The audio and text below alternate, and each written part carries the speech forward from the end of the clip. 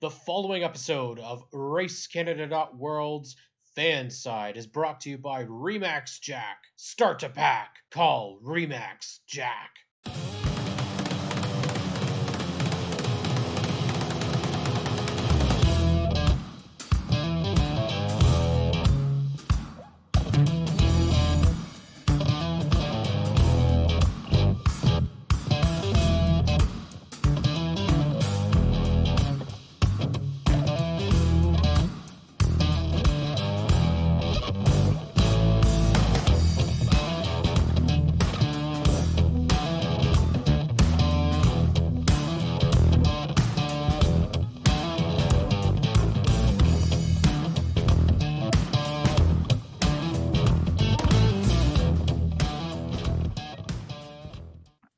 Hello, everybody. Welcome back to Fanside RaceCanada.World and, of course, our YouTube channel. The legendary voice of NASCAR for so many years, Allen Bestwick, is joining us on Fanside. I'm trying not to get emotional here because, Allen, I'm not going to throw you all the way back a couple years, but very first race I ever listened to, ever watched, 2002 Daytona 500. You and the NBC boys, the classic booth, one of my favorites of all time, Benny Parsons and Wally Dallenbach, Sterling Marling jumping out of the car and Benny proclaiming, no, he can't do that. You and can't do that. That's right. I was hooked ever since that moment. Thank you so much for coming on Fanside. It means the world to us. Yeah, it's a pleasure. It's God. If I remember correctly, that was the highest rated NASCAR race ever to this point. Highest rated Daytona 500 ever, and confluence of circumstances made that what it was. But always fun to talk racing and appreciate your patience in getting me on while I've chased around the world through basketball season. Well, I mean, the fact that you're able to come on during basketball season is one thing, but I would imagine things are a little weird going around during basketball season with everything that's happening in the world right now. Can you talk to that in terms of, what has it been like having to do your job, but with no fans around? That's got to be weird. Everything has been different. The positive side of it all, there are games. Yep. With my particular network, SNY, out of New York City, which is the New York Mets Regional Sports Network, we go to the arena. We do the games in person. Every single one of them, the full production is on site. That's a rarity in television these days, particularly in basketball season. So very thankful for that, very blessed for that. What's weird? Well, instead of being courtside at the table, we're up on the concourse.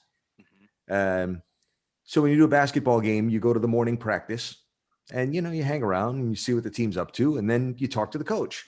Well, we're at the arena watching the practice, but then we're talking to the coach by cell phone, who's standing right down there looking at us. But he's on a cell phone, because, weird. And yeah, so it's just, it's different. The home arena for our team, the 11-time national champion UConn women's basketball team, is normally packed with 10,000 people, full student section, the pep band. And now each player is allowed 4 tickets and each coach is allowed 4 tickets. And there's 60 people in the building. Jeez. So it's been different, but we have taken the approach that thankful to be there, thankful to be working, thankful there are games. And we know people who, because of all the COVID and the long shutdown and that these games have been such a wonderful break for them. Yeah. Something to look forward to at the end of a day. Just like the hockey, just like the races, just like, so we're thankful to be able to still be able to be there to bring people this thing that they treasure so much in Connecticut. And the ratings have reflected that. It's been a crazy season, crazy good for that. So, but different. Yeah. You go to the hotels, and I mean, we were in Omaha, Nebraska last week, and the restaurant and the hotel's closed, and the business center's closed, and the fitness center's closed. Basically, what's open is your room, right? And Uber Eats or something, Yeah. And So it's just different. Well, it's got to be, yeah. Like doing your job, but like you say, it's a roundabout way of doing everything, and it's like you say, you have to be thankful. At least there's a product to be seen, and it is a release and a break for everyone to just enjoy the sport, and you guys bringing the action and calling it for everybody, telling the story. So I mean, there is things to look, like the good points to look for, right, Alan? Yeah, and I mean, it's the same with the guys that are doing NASCAR now. You know, Yep. talk to my friends that are doing NASCAR, and you know, yep, we're here in the booth, and there's the garage area down there, and we can't go there. Yeah, And they can't come here. Mm-hmm. You show up, you know, you drive in the morning of the race, you're allowed to go directly to your booth and broadcast the race and drive home. And that's very different than what everybody's used to and what the sport's been over the years. But there's a race. Mm-hmm. Yeah. We're happy to watch it. They're happy to broadcast it. It's the best we can do right now. Well, we've got to talk about how you kind of got started, because I think this would be a great kind of history lesson for us. Is how did Allen Bestwick get into motorsports? Obviously, we worked at MRN, Turner, NBC, TNT, ESPN. That's a lot of different places to work. So, how did you get your start in specifically with racing? My dad had a race car at a small local track when I was a young kid for a few years. He got out because he had to choose between paying the mortgage and putting tires on the race car. Thankfully, he made the right choice. good call, Dad. Yeah, good call. It was a good call. But I was introduced to racing, you know, at a young age, and broadcasting just kind of was always what I wanted to do. I didn't start out to be a racing broadcaster. I just sort of fell into it later when an opportunity for a job came open, and you know, I knew something about racing. But it's not what I set out to do. It's just sort of happened, which has made it one great fun adventure along the way. I bet. I would love to talk about your roots with the MRN network. I was a Sirius XM subscriber, and I listened to a bunch of those races. Mm-hmm. It's your craft of telling a story. I mean, coming from the radio route where you're painting the picture. I don't know if it's a case by case basis, but I think it's got to make you better. Like the TV is doing some of the work for you, but you're still able to paint that picture so well with your words. I mean, the influences of Barney Hall and Joe Moore. Could you talk about that, Alan? Well, TV and radio are two very different things. Yes.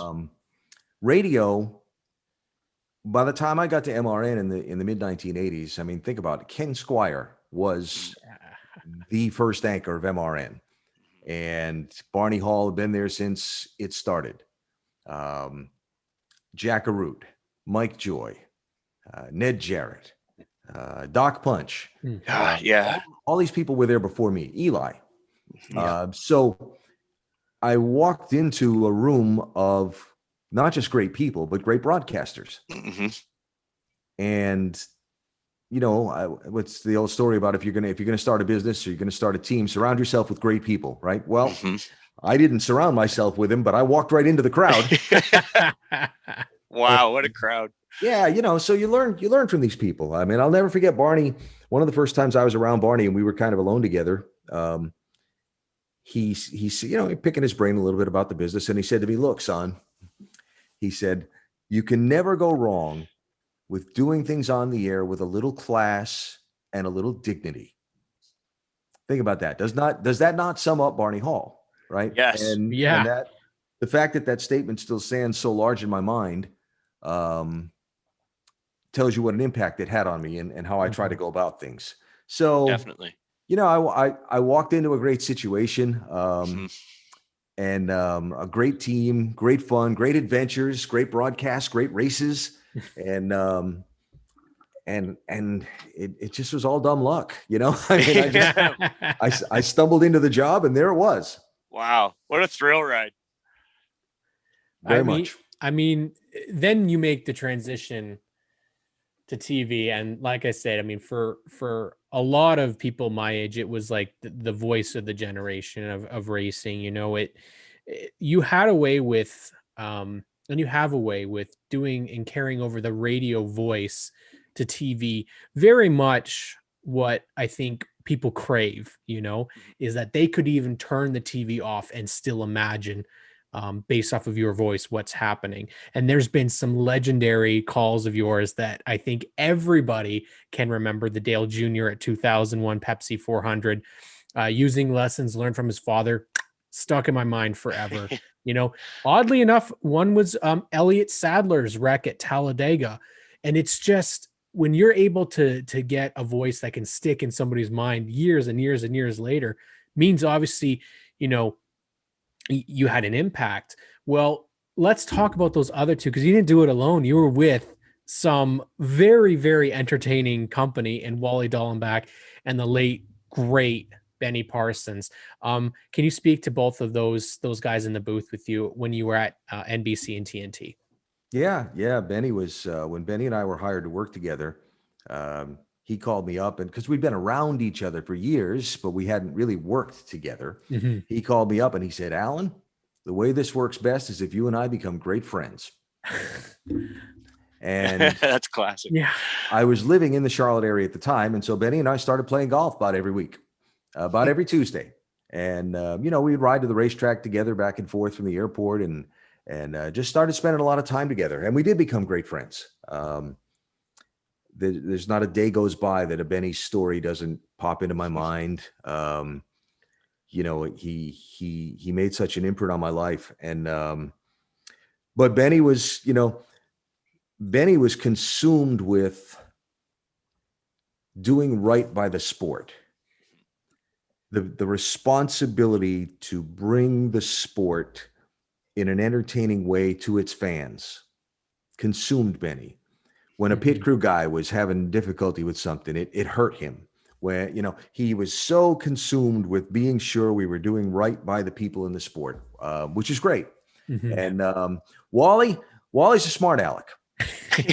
Yes, he was. A very smart one, Yep. and a very knowledgeable one, and a hell of a race driver. But Wally's a smart aleck. What you got out of Wally was exactly who he is, and it was a lot of fun.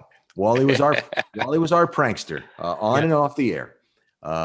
Good people, good times, the whole team. Yeah. Super credit to NBC, because when that group started being put together, great concern was paid to making sure team was there. And we had what we'd call family dinners every week or two. We worked hard, we played hard, we did it all together. And many of those people are still some of my closest friends to this day.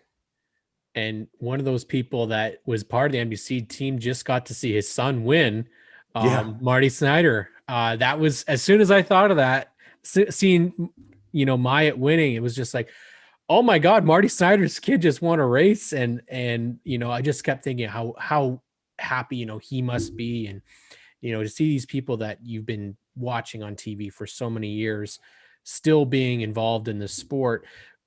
Do you still follow racing, NASCAR? Oh yeah. Formula One, IndyCar? Because you kind of touched all sorts of racing avenues. You got to call the Indianapolis 500 a couple of times. So is there one form of sport, whether racing or not, that you haven't covered that you would love to be able to have an opportunity to? That I haven't covered. You've covered quite a bit, so Yeah. I have. There's still more that I haven't than I have. Never done the Masters. Never even seen the Masters. I've never worked the NHL. I'm a huge hockey guy. We're Canadians. We are too. skated last night. I play 2 or 3 times a week when I can. Nice. Never done the NHL. Would love to do that. Done some college hockey, but you know, I choose not to look at it that way. Okay. I choose to look at it as, hey man, I never planned any of this to start, and look at all this stuff that's happening. Yeah. And I can't wait to see what's next. And there may not be anything next, the way that the world is. And you know, I'm not getting any younger, but I can't wait to see what's next. I mean, that's a great attitude. If you'd have told me when I was 20 years old that one day you're going to be one of only a few people in the world who will have called both the Daytona 500 and the Indianapolis 500 on television, I'd have said, what have you been drinking? Yeah, really? Right? And okay, what? You tell me you're going to go to the British Open at St. Andrews and Wimbledon on the same trip and work them both. What? So what's next? I can't wait to find out. I don't know. That's so cool. Maybe a NASCAR return in the future. I know there's a lot of people that are pulling for that. But GRAYDON, what do you have to ask Mr. Allen Bestwick? Well, as you talked about, you did everything as a team, and you got to come with your team to Canada to call some pretty crazy nationwide races in Montreal. You've been to so many sports venues. I haven't been to Montreal myself. What are the sports fans like there? Because I hear that it's an energy all on its own. What were your experiences like in Montreal, Allen? I loved it. And now, that said, as a Boston Bruins lifelong fan, yeah. I loved going to Montreal. It was a different venue. The setting on the island, in the river, in the park, and so on, was challenging for television. It's a very expensive layout for television to cover.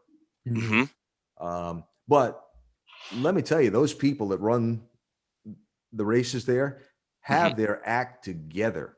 I mean, the process of getting on the island, getting off the island, it's, bing, bang, boom, everything. It was phenomenal. And nice. The city itself, in the summer, every time there's a race weekend, I understand they do this every time there's a race weekend, but they've got a music festival set up too for the race fans, and they've got, phenomenal. Just really enjoyable experiences, and some crazy finishes to go with it, which didn't hurt a thing, but lots of rain. Yeah, well, you're going to have that every now and then, but it was better than sitting there on a rain delay with with an oval track. But just a really, and again, another one of those experiences that, okay, this is cool. We got to do this. What's next? Yeah, and there's definitely a lot that's changing in the racing world. Obviously, we have NASCAR making a ton of changes to their schedule. Their car is going to be changing in the next year. And there's a lot of talk about, potentially hybrid racing, trying to be with the environment, helping the environment out. So just your thoughts on the road courses being added to Cup, the dirt race at Bristol that's coming up very soon, the new car. Can you speak to any of those? Yeah, sure. All of them. First things first, what period do you consider to have been the most booming period in NASCAR history? For me, it's the mid 90s to mid 2000s. Absolutely. What was happening frequently then? We were going to new places. Yes. Right. Yes. So I think the sport kind of got to a point where it was so successful, it was hard to mess with that success. True. Yeah. But it lost some of that sense of moving forward. And kind of get into where you could almost close your eyes and you'd know what the schedule was going to be for the next year and what the tracks were going to be, and maybe bored people a little bit. And what I think NASCAR, to Steve Phelps and his team's credit, have come to understand is they needed to freshen it up. And the schedule that they've come up with, the new places they're going to, the changes they're making. Bravo. What's the races everybody's talked about this year? They aren't the same old ones that have been on the schedule. They're the new ones. That's right. Right. So, and there's nothing wrong with the ones that are still on the schedule, but they're the new ones that are getting talked about. The car, you have to evolve. Yeah. NASCAR has gotten too expensive. And to reset that, you have to almost start from a fresh sheet of paper. Well, that's expensive too. But to their credit, they've looked around at some other forms of motorsport and kind of and I hate corporate speak, but that best practices from some other areas, right? And said, okay, let's go to work here.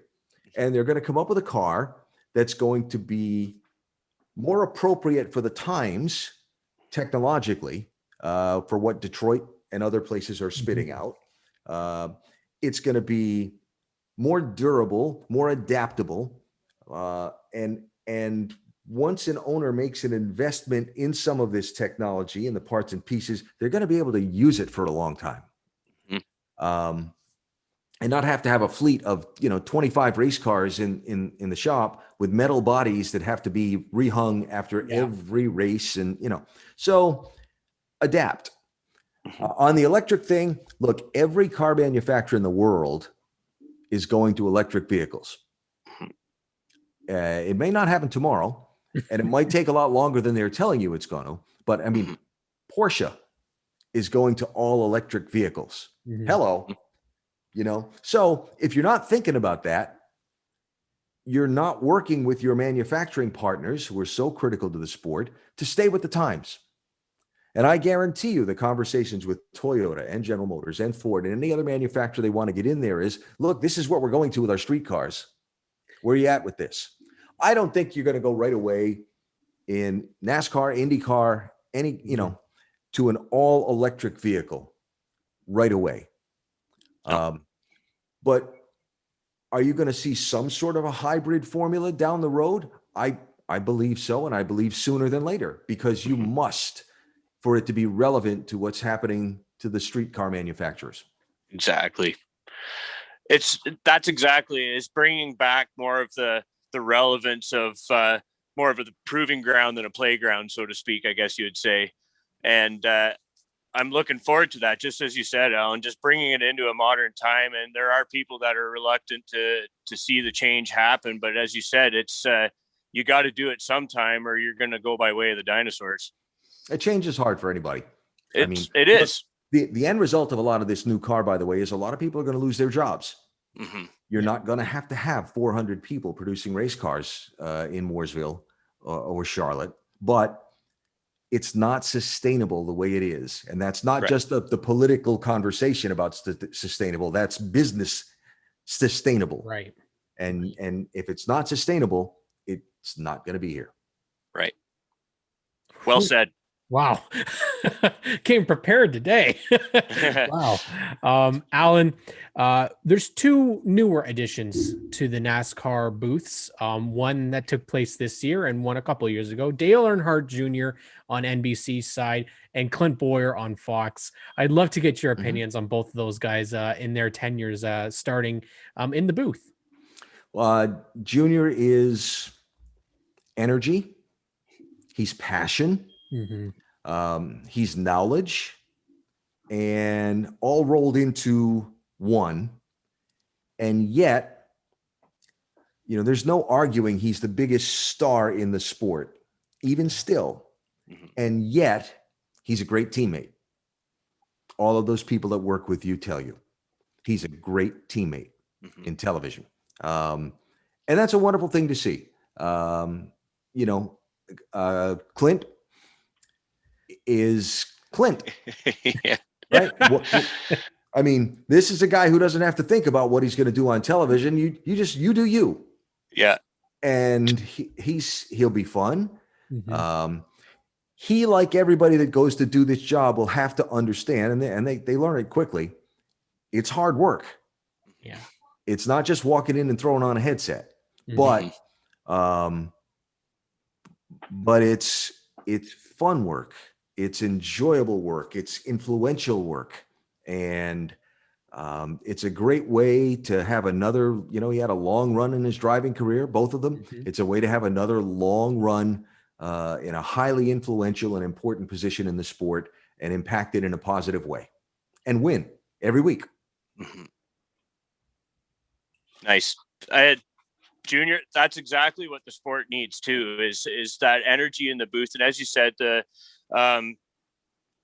craft they'll perfect their craft as they go. I mean, Junior's had a couple of years in the booth now, and he is just a natural. Like, he's done TV before, and he does such a great job, and he's very relatable to the fans. I just want to say thank you. I've showed my boys some videos of like the 2002 Daytona 500 and juniors wins and that sort of thing that you've called. And they couldn't be part of this tonight, but I wanted to just pass on to you that they're big fans and thanks very much for your years as calling the races. No, I appreciate it. It's been a labor of love, and it's what I, being on the air, being the guy on the radio or TV is all I can ever remember wanting to do with my life. And as you said, it's an influential thing. Yeah, well, if people enjoy it on the other end, you never know that for sure when you're doing it. Mm-hmm. But if people enjoy it on the other end, then that's what you're there for, and that's a great thing. I have to say that before we wrap up here, Alan, that I used to pretend that I was Allen Bestwick with my 164 diecast playing commentator on the kitchen table.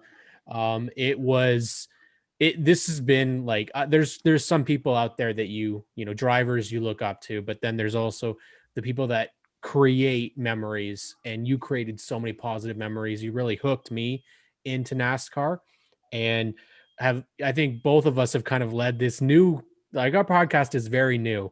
We're getting this opportunity for the first time, but to be able to actually talk to you and just tell you how much what you did meant to me, whether it was calling the races or inside Nextel Cup with Mikey, Kenny, and Johnny Benson, it really is awesome to see that you would be willing to come on this little tiny racing podcast of ours and share a couple minutes. It means the absolute most, and thank you so much for coming on.